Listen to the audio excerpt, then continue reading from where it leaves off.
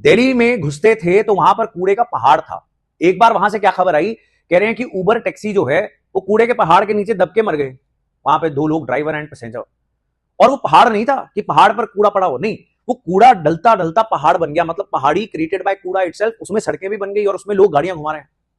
ऐसा हो गया। ये आपको एक एग्जांपल के तौर पर मैं बता रहा हूं कि वेस्ट क्राइसिस कितना बड़ा है देश के अंदर।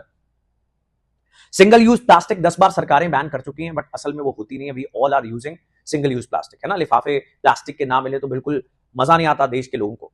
अब हो क्या रहा है देश में, waste management, solid waste management, खासकर अब वेस्ट मैनेजमेंट भी, लिक्विड वेस्ट मैनेजमेंट एक चीज है। This article is about solid waste management. ये किसकी प्राइमरी रिस्पॉन्सिबिलिटी है? प्राइमरी रिस्पॉन्सिबिलिटी तो ये अर्बन लोकल बॉडीज की और पंचायती राज इंस्टीट्यूशंस की है। यानी सबसे निचले स्तर पर जो गवर्नेंस और एडमिनिस्ट्रेशन के इंस्टीट्यूशंस हैं, उनका काम है कूड़े को मैनेज करना। उसके ऊपर स्टेट गवर्नमेंट की रिस्पॉन्सिबिलिटी है। लेकिन आपको पता है कि स्टेट गवर्नमेंट्स बहुत अच्छा काम कई बार नहीं करती हैं। अब ऐसी चीजों में स्टेप इन करना पड़ जाता है सेंट्रल गवर्नमेंट को। अब सेंट्रल गवर्नमेंट ने कानून पास किया, द एनवायरमेंट प्रोटेक्शन एक्ट।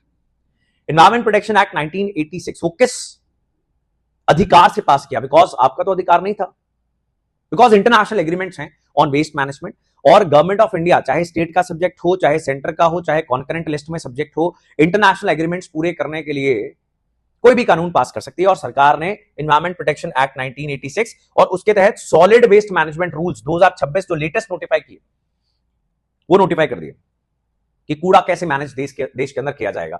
अब देखो यहां पर क्या था, इंप्रूव सोर्स सेग्रीगेशन, यानी सोर्स पर ही कूड़ा उसको सेग्रीगेट कर दिया जाए। प्लास्टिक अलग, जो कंपोस्ट बन सकता है बायोडिग्रेडेबल वो अलग।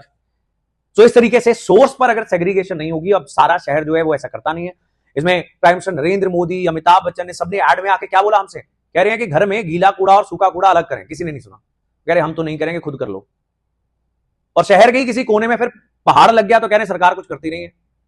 तो सोर्स सेग्रीगेशन है कि आप वहीं पर अपने कलेक्शन एजेंट को ही ये बोलोगे कि वहीं पर आप इसको अलग करोगे। Regulate bulk waste generators, bulk में जो कूड़ा पैदा करने वाले इंस्टीट्यूशंस हैं, it can be a huge building, एक बिल्डिंग कॉम्प्लेक्स, अपार्टमेंट्स। तो बल्क वेस्ट जनरेटर्स जो हैं उनको रेगुलेट करना, उनके ऊपर रूल्स लागू करवाना।